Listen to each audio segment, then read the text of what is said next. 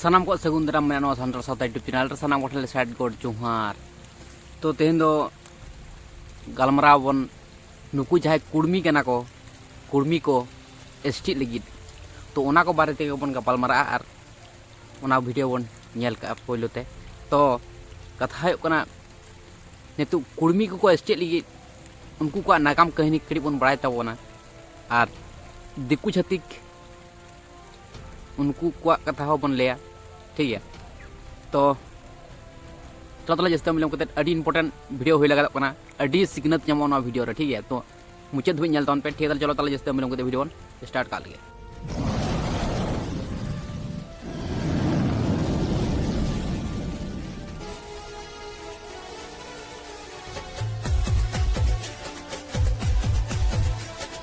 कुर्मी को आदिवासी में शामिल करना बंद करो, बंद करो। कुर्मी समाज के लोग तो कह रहे हैं कि वो उनका हक अधिकार है और उसको वो लड़ कर लेंगे। कुर्मी लोग चेतावनी देते हैं कि नेपाल बनने के लिए झारखंड को मंजूर मत कीजिए। कुर्मी लोग अगर हमारा आरक्षण को छीनने का प्रयास करेगा तो झारखंड 2 बनेगा। जिनके पूर्वजों ने आदिवासी के ऊपर में चिचित किया था, वो क्यों आखिरकार वो आदिवासी क्यों बनना चाहते हैं? हम लोग भी सड़क से लेकर सदन तक आंदोलन करेंगे। तो 1 महीना हम लोग रेल को चक्का जाम कर देंगे। 1 महीना कुर्मी को आदिवासी में शामिल करना बंद करो, बंद करो। जयराम मातो जो है वो सिर्फ जो है एक समाज को उलझा कर रखने का प्रयास, वो राजनीतिक रोटी सेकने के लिए। ये राजनीति नहीं चलेगी, नहीं चलेगी। देखिए, जयराम महतो आदिवासियों को ठगने का काम कर रहे हैं। अगर सरकार उन लोगों का मांग को मान लेती है तो हम लोग भी सरकार का वोट बहिष्कार करने का काम करेंगे। कुर्मी समाज को अनुसूचित जनजाति में शामिल करने को लेकर कुर्मी समाज के द्वारा लगातार आंदोलन की बात की जा रही है और कुछ दिन के अंदर में जंतर मंदिर पर भव्य आंदोलन किया जाएगा। लेकिन उसी के विपरीत पूरे राज्य के सियासत में कुर्मी जाति वर्सेस आदिवासी समाज भी आमने सामने टकराव की स्थिति में आ गए हैं। और वही नजारा झारखंड के रामगढ़ के सिद्धू कान्हू जिला मैदान में देखने को मिल रहा है, जहां पर आदिवासी समाज के लोग आदिवासी छात्र संघ के बैनर तले यहां पर आज एकत्रित हुए हैं और कुर्मी समाज के लोगों के द्वारा जो एसटीएससी में शामिल खुद को किए जाने की मांग की जा रही है, उसका क्या कर रहे हैं आप लोग? विरोध कर रहे हैं। ये तो बन नेल के वीडियो को तो कथा दो कना निये जहां नुकु कुड़मी कना को कुड़मी दो ओका खन को सिरजेउना नवा बन सानाम हर के नवा नागाम बन पंचाय मन। ठीक है, तो नवा दो इन कथा तो बांका नो दो इन आंजम कदा सिम बड़ाय कदा इन बाबा ठेन खने आंजम काथे नो दो माने इन बाबा दो नुका परगना को सला दड़ा बड़ा गया अजुर बड़ा गया मिटेन मिছিল করে हानते नाते गोटा चला बड़ा गया। नुकु जहाय कुड़मी कना को कुड़मी दो को हुयुक कना बाहर दिसम खन को हेज कना लेदा को उनको तो बाहर दिसम को हेज कना नोते हेज कते आकोरेन कुड़ी हपन बांको गु तराव का कोथे आकोरेन कुड़ी हपन बांको गु तराव का कोथे आबोरेन कुड़ी गिदरे को हताव ले कोथे आबोरेन कुड़ी गिदरे ओते वंश को विस्तार ले। ठीक है, आबोरेन कुड़ी गिदरे ओते वंश को विस्तार ले। तो मिद समय चिली चार्ल्स विलियम से कोई कना बेस मिद समय उनका उनको को मेने थे जे आले एसटी आले एसटी कनाले एसटी आले आदिवासी कनाले उनका को मेने थे। तो उन समय चार्ल्स तो बेस उनी मेने दाय सरीगे एसटी कना से बांग कना को चिका कतेम उरुम को उन समय आको मायांग टेस्ट करता को मायांग टेस्ट करता खन दो नेल ᱧᱟᱢ किदाय सरीगे तो आदिवासी सला मायांग मिले कन तकवा डीएनए टेस्ट करते बुझ जड़ावदा जे सरीगे आदिवासी कान गया को ताले होयतो आदिवासी सला मायांग मिले कन तकवा उना हो कोड़ा गिद्रे सला दो बांग कुड़ी गिद्रे को सला आबोरेन जहाय कुड़ी हपन को सांताड़ कुड़ी हपन को उनको को मायांग मिले कन तकवा उनको कुड़मी हर सला ताले उन समय आरो चमकावना लेदाय जे न दो संभव चिकते हुआ नुकु दो को मेनक कना जे आदिवासी कना को किंतु कोड़ा गिद्रे सला दो डीएनए बांग मिले कन तकवा किंतु कुड़ी गिद्रे सला दो डीएनए मिले कन तकवा। ताले उन समय को उनी बुझ जावेदाय जे आदिवासी तो को बांग कान को बाहर दिसम कोन को हेज कना कुड़मी दो आर नोडे आदिवासी रेन कुड़ी गिद्रे ओते वंश को विस्तार कदा। ताले बन बुझ जावे कान के सिचुएशन आर नितो सुई कता को फाल काते को उडुक कना बुझ जावे कना चेल कान अक्तर मेना बना नितो अब सांताड़ एसटी को एके बन मेसाल चाबाव कना ओका को ख्रिस्टान रे ओका को हिंदू रे ओका को मुस्लिम रे हानते नाते बन मेसाल चाबाव कना। आर नितो जहां मेटेन उपरूम मेना तबना ओना मेटेन उपरूम हको मुचन को कुरुमुटुय तबना है से बांग माने एसटी कना बोन उना को मिसाल रना को कुरुमुटुइदा उना जदि को मिसाल के बोना उनको माने जदि को एसटी ना ताहले बन बुझ दाड़े चेत अब नुकसान हो दाड़े तीन मारंग क्षति हो दाड़े अब उपरूम जो आद चाबा तबना और जहाँ भाइटल पॉइंट कना सानाम हर बन बड़ाया माने अडी गान हर को बड़ाय तबना अब इंग्रेज साला जखन बन लड़ाई परे जखन अब स्वाधीन भारत बनावना अब भारत स्वाधीन उन वक्त इंग्रेज को अब पेया हटिंग तक हटिंग ला बना माने पेया जगह को हटिंग ला पेया हर ठन जगह को हटिंग ला उना दो हुयुग कना चेत चेत पहले दो कना हिंदुस्तान पाकिस्तान और आदिस्थान माने आदि होड़ा जहाँ आदिवासी कना को उनको होड़ा मिट्टन स्थान ताहे कन तक हेसे बांग जेमन नितो बन बड़ाया जे पाकिस्तान में मेना और हिंदुस्तान हो मेना ना दो इंडिया में बन बड़ाया किंतु नवा आदि स्थान दो बनुआ जहाँ आदिवासी को जहाँ स्थान उना दो बनुआ उना को मेना जे महात्मा गांधी जहाँ टाकार मेना टाका पैसा जहाँ मेना टाकला उनी बाय हटिंग हचो कदा अब दिसम दो बाय एम का बना कारण दो अपना उनी मेन लेदा जे नुकु आदिवासी को दो जुदी हटिंग को होयोआ आका दिसम बांग को चलाव दाड़े उना खातिर अब दिसम दो दिकु पुसी को चलाव और उन वक्त एग्रीमेंट लेदा को नवा जहाँ आदि स्थान से हिंदुस्तान उनारे मिटन एग्रीमेंट ताहे कना माने आदिवासी जायगा रे दो अकोय हो बाय दखल दाड़े ना दो सानाम हड़ बन बड़ाया जमी जायगा दो बांग को हता दाड़े अकोय हो हेसे बांग नोरे संविधान नोहा सिस्टम मेना जे आदिवासी जायगा दाम दो बाम हता दाड़े क्रिंग हता दाड़े पूरा क्रिंग दो तो उनका लगा एग्रीमेंट ला को दिकु छतिक को जे अब दिसोम रे जहाँ तीन माने इंडिया में ओंडे को राज ना राज अरी 100 बछर को राज दाड़े को 100 बछर 100 बछर पर खन दो आदो अब सानताड़ जहाँ तीन आदिवासी मेना बना सानाम अब को एमा बना अब राज रे नवा दिसोम दुनिया चला नवा इंडिया दो ठीक है तो उनका लका एग्रीमेंट हो लेना किंतु अकोय को तीन पे बड़ाय तबना बाम पे बड़ाय तबना इन बइन बड़ाय होतो किंतु सरी कना से बांग कना आप पंजाय तबन पे हेसे बांग बड़ाय तबन पे और सानाम हबन बड़ाय नवा दिसम अबवा कना किंतु दिकुआ राज चला कना हेसे बांग जहाँ तीन राजनीति सिस्टम को मेना जो किछु दिकुआ सिस्टम कना को अबवा दो बांग कना तो उना राज जहाँ तीन को सिस्टम को चलुए उना दो और बेसी दिन बनुक ताकवा अक्तो हेसे बांग सानाम हबन बड़ाया अडिगान हड़ को बन बड़ाय जे जहाँ एग्रीमेंट को हताव लेते राजा जहाँ को चलुए राजनीति जहाँ को चलुए उना दो 100 बछर लगी एग्रीमेंट ला को आदो उना पर्दा अब सानताड़ अब दिसम अब बन राज रुवाड़ा माने अब दिसम आदो होयुआ तो उनका लेकाते इन नवा मेन सनाइन कना नितो अब सानाम हड़ बन बुझ दाड़े कना जे चेरे चिक कना बांग चिक कना हेसे बांग नितो अब तिनाटा बन तैयार दाड़े का निजे निजे चिका बन तैयारी दाड़े का और 100 बछर मध्य तीन को भिनव का से हटिंग का क्षति बीती का नवा बन हुदिस मान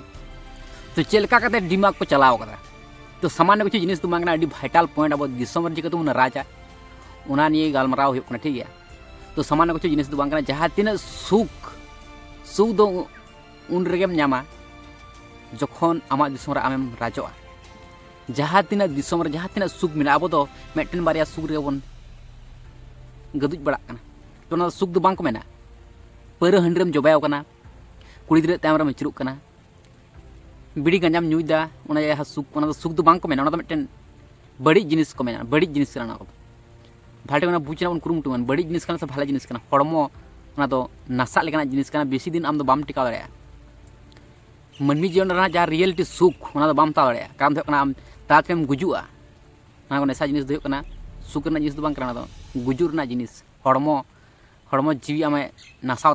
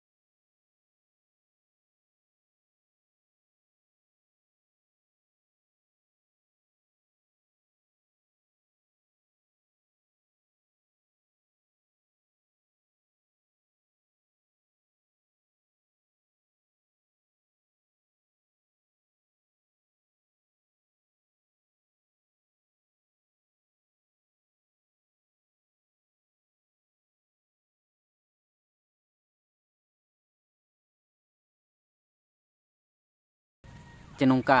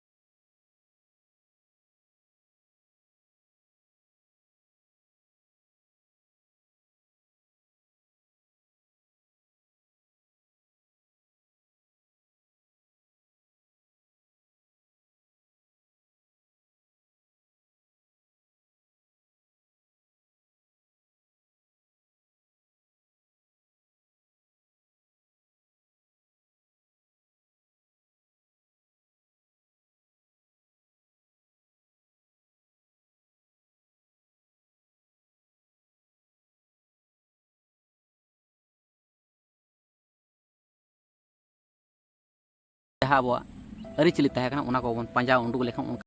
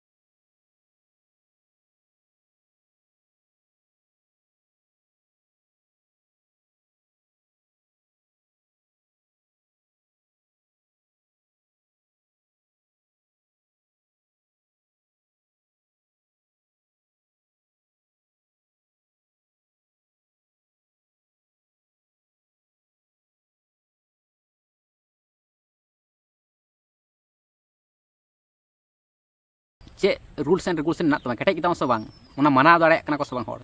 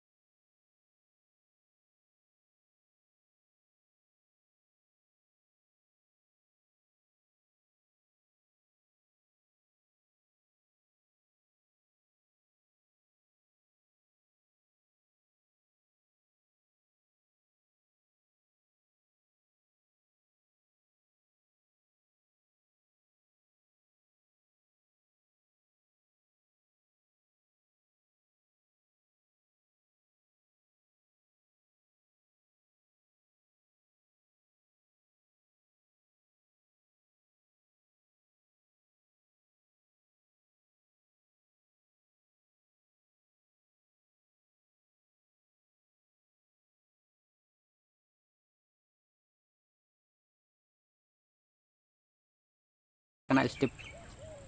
जहाँ तीन नियम श्रृंखला तहना उना माने बाम मना लेखान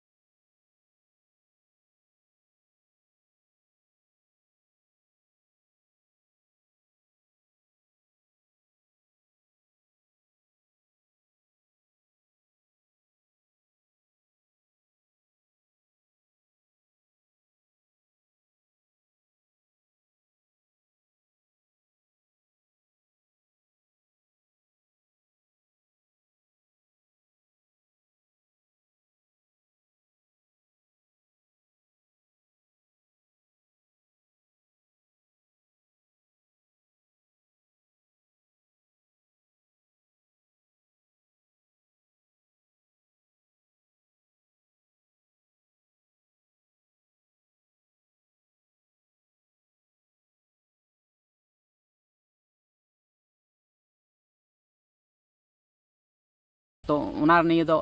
अलप टेंशन तबना जे इᱧ दो बांग kana ᱤᱧ ᱫᱚ ᱵᱟᱝ ᱠᱟᱱᱟ ᱡᱷᱚᱛᱚ ᱠᱤᱪᱷᱩ ᱟᱵᱚᱣᱟᱜ ᱠᱟᱱᱟ जहाँ जिनिस जहाँ तीन जम दाको ᱧᱩᱭ दाको जहाँ तीन जो जिनिस के